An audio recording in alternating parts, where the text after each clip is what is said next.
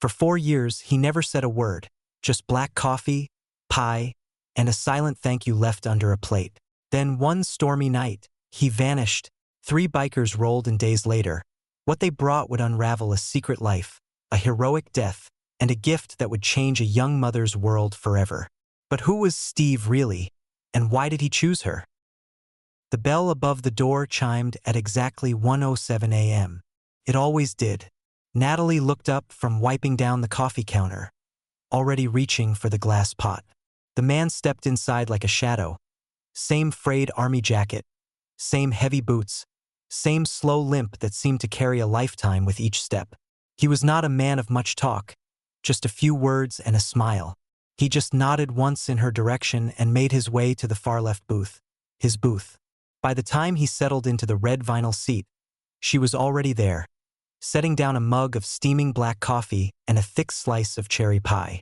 No whipped cream, no forks. He always used the same spoon he brought in his coat pocket. "Night, Steve," she said softly, though he had never confirmed that was his name. It was just what the regulars had started calling him years ago, and he never corrected anyone. He gave her a small nod again, more of a blink, really, and stared out the window into the dark parking lot, where a row of trucks idled under a flickering halogen bulb. Natalie returned to the counter, glancing at the baby monitor wedged between the napkin holders.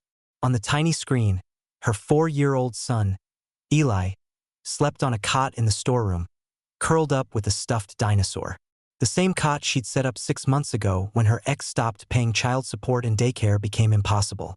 She leaned against the counter, stretching her back. 12 hours on her feet in cheap sneakers. Her hair was tied up in a messy bun, and her apron had a rip near the pocket she kept trying to ignore. There was always something else to fix. Rent, the car's radiator, her son's growing feet. "Any pie left for me, sweetheart?" came a voice from the far end of the diner. Big Joe, the overnight trucker, winked and slid into a booth. Natalie smiled genuinely. Joe was a good tipper and liked to flirt just enough to feel charming but not creepy. "Only if you want it reheated for the 100th time," she said, grabbing a plate anyway. But her eyes drifted back to Steve. He sat with perfect stillness, hands wrapped around the coffee like it was the only warm thing left in the world. His knuckles were scarred, the kind of scars you didn't get from accidents but from survival. He stared out like he was watching ghosts walk the pavement. Natalie had seen a lot of truckers come and go over the years, loud ones, drunk ones, friendly ones. But Steve was different. He wasn't just quiet. He was gone somehow. And yet he came back, almost every night, around the same time, same routine, same $10 bill folded neatly and placed under the plate before he slipped out the door as silently as he came in. For 4 years, this had been their silent exchange. He never asked her name. She never asked his story. But Natalie noticed the limp worsening this winter. The way he winced when sitting down. How he held his coffee mug like it weighed more than it should. She had once offered him extra napkins when he sneezed. He had looked her in the eye just once and shook his head.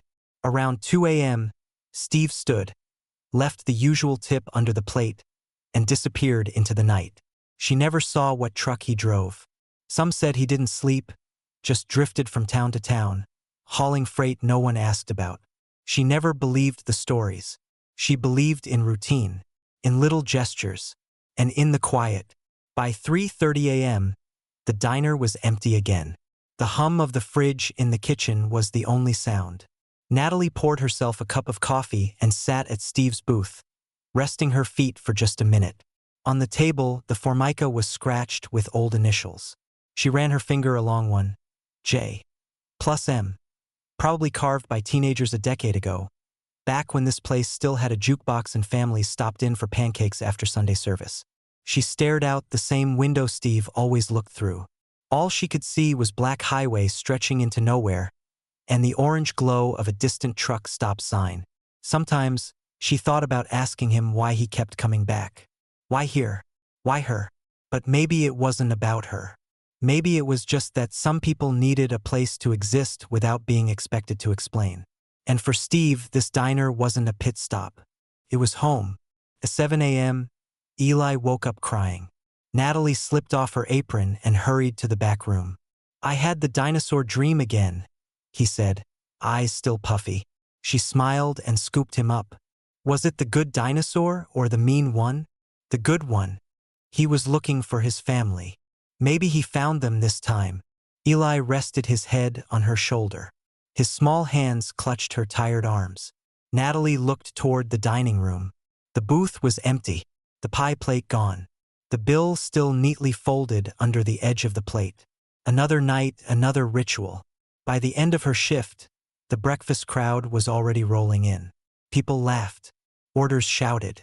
The quiet was gone. But Natalie always remembered the silence between 1 and 2 a.m. when the world paused, and a quiet man with haunted eyes came in for black coffee, cherry pie, and no questions. He never skipped a week, until one week he did. The bell did not ring for a few days. Natalie checked the wall clock again. 1:08. She tapped it, thinking maybe the battery had slowed. But it ticked forward just fine. She looked toward the door. No boots. No jacket. No Steve. She poured the coffee anyway. The booth sat empty. A slice of cherry pie untouched on the counter. Natalie stared at it, then set it on the warmer. Maybe he was late. Maybe the storm outside had slowed him down. The snow had been coming in sideways since 11. By 1:30 a.m., she knew. He wasn't coming. She told herself not to worry. Truckers got rerouted all the time. Maybe his route had changed. Maybe he was sleeping in for once. One more night, the booth still empty. She started checking local news. No truck accidents. No fatalities. No mention of a man named Steve or Brad or whoever he really was. After a week, she was visibly shaken. She dropped a tray mid-shift, snapped at Big Joe, burned a grilled cheese. At 1:07 a.m., she stood at the door, apron dusted with flour and pie crumbs, heart heavy. The bell didn't ring, but at 1:26, the parking lot rumbled with something different. 3 motorcycles cut through the snow like ghosts. Chrome glinted beneath layers of frost. The bikes pulled up slow, no urgency, but with purpose. The men who climbed off were heavy-set, leather-wrapped, weathered. Each wore a thick vest patched with old army insignias, faded units, and a curved rocker that read 3rd Battalion, Iron Dogs. Natalie froze. They didn't come in right away. One of them, tall, mixed race, with a braid trailing down his back, opened a side saddlebag and lifted out a battered metal toolbox, rusted on the edges, paint chipped, lock broken. They stepped inside. The bell finally rang. No one spoke. The youngest of them, clean-shaven, square-jawed, wearing a hat that read Airborne, removed his gloves and looked around. His eyes landed on Natalie. "You Natalie?" Her throat tightened. "Yeah." The tallest nodded. "He said we'd know you right away.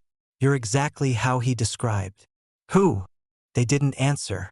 Instead, the one with the braid placed the toolbox on the counter with a quiet thud. Snow dripped from the corners. The third man, stockier, with a white beard and mirrored sunglasses still on, tapped the top of the box. "He called you the only light on his darkest road." That rang a bell. Natalie's knees gave slightly. She grabbed the counter. "Steve." They all looked at each other. Then the man with the braid said it. "Brad. Sergeant Brad Stevenson. Vietnam. Purple Heart. Never stopped serving.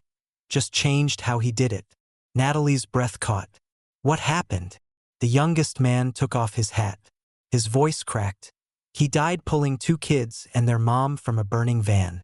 Ice took out their minivan on a mountain curve. He didn't even hesitate. Climbed in while it was already smoking." No one spoke for a moment. Snow melted on the tiles. The air felt heavy with things unsaid. "He'd been riding with us a while," said the tall one. "Never talked much. But we all knew him, trusted him. When he didn't show up at our usual meet point, we went looking." Natalie's hands trembled as she opened the toolbox. Inside, a folded American flag, a laminated set of dog tags that read, "Stevenson, Bradley J. SGT U.S. Army. OS. Catholic. Vietnam, 1971. Beneath that was a sealed envelope and a tattered manila folder. She opened the letter with trembling fingers. The handwriting was rough but deliberate. Natalie, if you're reading this, it means the road finally caught up with me. But I didn't go out sad. I went out doing what I should have done more of. Helping someone. You never asked for my name. Never asked me to explain myself. You just brought me pie like I wasn't broken. Like I still belonged to this country. That's why I'm leaving you my truck. She's old but strong. Like me. Like you. Maybe you'll know what to do with her better than I ever did. Tell your boy to grow up kind. Keep the coffee hot. Brad. Natalie covered her mouth. The folder contained the truck's title and a picture of the Rig vintage truck, green with silver accents, still proudly bearing its original military convoy plates from decades ago. The bikers exchanged glances but gave her space. Why me? She whispered. The bearded man answered, because for 4 years you showed up. You smiled. You didn't treat him like he was some ghost or broken vet. You saw him. The braid-haired biker leaned forward. You gave him peace. That diner, that booth, that pie was all the family he had. Natalie sat down slowly, her hands gripping the edge of the counter. And he wanted you to have a part of him. The best part. His truck. His road. The snowstorm outside howled louder. Natalie looked over at the booth where Brad had sat. For a moment, it almost felt like he was still there, watching quietly, maybe smiling. She stood, wiped her eyes, and walked toward the coffee pot. You boys want some pie? The bikers grinned. Damn right we do, said the youngest. That night, after the pie was served and stories were shared, some funny, some painful, Natalie stood alone outside the diner, toolbox in her arms. She looked up at the stars, icy breath rising into the dark sky, and whispered, Thank you, Brad. The wind howled past her, rattling the windows and carrying a faint scent of diesel and pine. And somewhere in the distance, she could almost hear a diesel engine roaring up a mountain pass. One last run, one last save. Natalie sat alone in the booth that used to be his. The night outside was silent, save for the occasional rumble of a distant rig or a gust of wind brushing snow across the windows. In her hands, the letter had grown soft from being unfolded and refolded too many times. The edges curled. Coffee had splashed on the corner. She read it again. Maybe you'll make something better out of it than I ever could. It wasn't just a note. It was a map, a handoff. Natalie traced her finger over the words, her mind drifting. She hadn't realized how much his silence had said, how much space it had left for presence. 3 days later, the bell above the door rang again, but it wasn't 1 a.m. Louis stood in the doorway, brushing snow off his leather jacket, toolbox in one hand, a dented thermos in the other. He looked older in daylight, more human. A patch on his vest read, Iron Dog's MC Corpsman. He nodded toward her. Coffee still good? Natalie smiled. Better be. I've had nothing but caffeine and heartache this week. Louis gave a soft chuckle and sat at the counter. They didn't speak for a minute. The silence wasn't awkward, it was familiar. Then Natalie said, What was he like? Before the diner. Louis sighed, unscrewing his thermos. Brad was complicated. He was the guy who patched you up and walked 5 miles back into hell because someone was still out there bleeding. But he wouldn't accept a handshake after. Said medals were politics in metal. He took a sip. He lost his brother in a firefight in Nam, right in front of him. After that, he didn't write home much. Didn't come back the same. Tried marriage once. Had a daughter. Walked out when she was 2. Said she was better off with a clean start. Natalie's throat tightened. He ever tell you any of that? Louis asked gently. No, she whispered. He barely spoke at all. Then he told you the most. Louis pulled something from his coat pocket. A photo, worn and faded. It showed Brad much younger, arms around a toddler girl, smiling like he didn't know how rare that moment would be. He kept this in his glove box, Louis said, right next to a picture of you and your son. Found it tucked in behind your Christmas card from last year. Natalie's eyes widened. He kept that. Louis nodded. Brad didn't believe in chance. If he kept it, it meant something. Later that afternoon, Natalie walked around the back of the diner where Brad's truck sat parked like a sleeping beast. Rust traced the edges, the paint dulled by time and wind. But it was proud. The front grille still gleamed under the snow. She climbed into the cab for the first time. The seat groaned. The cab smelled of tobacco, old leather, and peppermint oil. The dashboard was cluttered with yellowed maps, a military compass, and a little metal cross hanging from a frayed cord. The passenger seat was empty, except for a folded American flag tucked neatly where someone might keep a glovebox manual. Natalie ran her hand over the wheel. She imagined him driving night after night. No destination, just moving, staying ahead of the silence.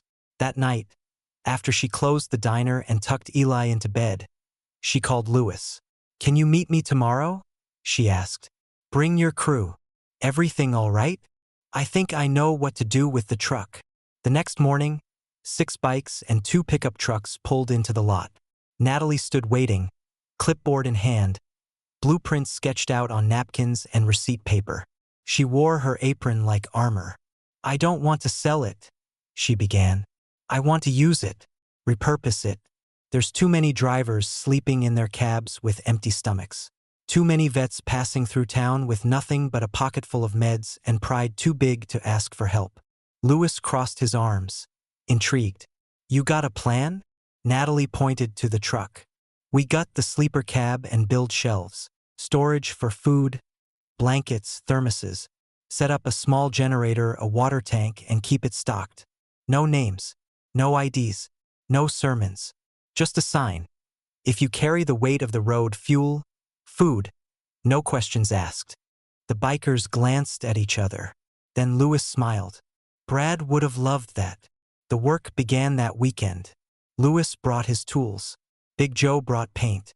A retired mechanic named Darla welded the hinges on new cabinets in the sleeper cab. One biker, Ray, who once worked in refrigeration, installed a mini fridge that ran off a solar panel. Natalie baked pies and brewed coffee for everyone. Even little Eli pitched in, handing out screws. A local sign painter made a wooden board in deep green with silver lettering, "Brad's Rest." They bolted it to the truck side just above the service window. Inside the toolbox, Natalie placed a framed copy of Brad's letter. The original stayed on the diner wall. By the end of the week, the truck looked reborn. What once was a steel tomb for a drifting soul had become a sanctuary, a beacon with a warm engine. The first driver to stop by was a young woman out of gas and out of luck. She opened the service hatch expecting to get turned away. Instead, she found warm soup, a full tank voucher, and a sticky note taped to the cash box. "You're not alone out here. Rest easy." She cried behind her glasses. Left $20 anyway. Natalie stood beside Louis, watching the snow fall gently around the truck. The snow finally stopped. In the silence that followed, something changed, not just in the air, but in the way people moved around the diner. Natalie noticed it first in the way truckers paused before climbing back into their cabs, glancing at the green Kenworth parked by the fence like it meant something, like it was watching over them. The words painted on its side now shone through the fresh polish and snowmelt. "For those who carry the weight of the road." No ads, no sponsors, no QR codes, just one sign in black marker, taped next to the side hatch. "Take what you need. Leave what you can." The first time someone left a letter, it was folded around a $5 bill and a patch from a Marine Corps jacket. "For a man I never met but who made me feel less alone."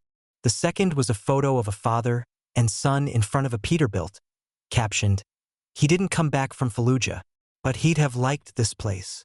By the end of the week, the small shelf under the counter was full coins, dog tags, keychains, Polaroids, a tapestry of invisible grief made visible. Natalie cleared space on the diner wall and began pinning them up. The toolbox never left the counter. Its edges were now buffed smooth by elbows, fingerprints, and stories. The laminated dog tags remained inside, next to the folded flag and photo of Brad and his unit. 7 men in the jungle, all squinting into sunlight, some still boys, none of them smiling. Big Joe built a case around it out of oak and plexiglass. Added a tiny brass plaque, property of Sergeant Brad Stevenson, Iron Dogs MC, Vietnam, 1971. People stopped and read it, some for seconds, some for minutes. One man knelt, closed his eyes, and whispered something no one else heard. Natalie never asked. The booth by the window, his booth, wasn't officially retired, but everyone seemed to know it was his. Even regulars who hadn't known him seemed to sense it. Like something sacred clung to the cushions. Like you could hear stories whispered in the red vinyl if you sat quiet enough. Veterans came through, some loud and funny, others silent as tombs. One man in his 80s walked in wearing a medal he'd never worn before, touched the booth once, and left without a word. Others sat and told stories that had never passed their lips before. One of them, Marcus, a Gulf War medic, broke down halfway through a story about a roadside explosion in Kuwait. Natalie sat with him, hands wrapped around a warm mug she'd placed in front of him. No words, just presence. He came back the next night with a framed picture of his squad and hung it beside Brad's. Kept happening. People came not for food but for memory, for forgiveness, for warmth. Some brought their own coffee, but drank Natalie's anyway. Eli, now almost 6, started referring to the truck as Uncle Brad's. One night, he slipped a crayon drawing into the toolbox. It showed a big green truck, a stick figure with gray hair, and a smiling boy with curly lines for arms. Natalie found it 2 days later, laminated and thumbtacked to the wall. She didn't ask who did it. And then there was the bell. Every night around 1 a.m., the bell rang above the door. Sometimes it was a stranger. Sometimes it was a man in uniform, eyes tired, looking for something he couldn't name. One night, it was a woman in her 30s, in a U.S. Navy hoodie, who walked straight to the booth, sat, and cried quietly for an hour without ordering a thing. And sometimes, rarely, Natalie would look up and find the door empty. The bell still swinging. No footsteps, no wind, just a creak, a whisper. She stopped questioning it. It was during one of those silent nights that Natalie made a decision. She called Lewis. "You still in touch with that foundation?" she asked. "The one for mobile aid units?" he replied.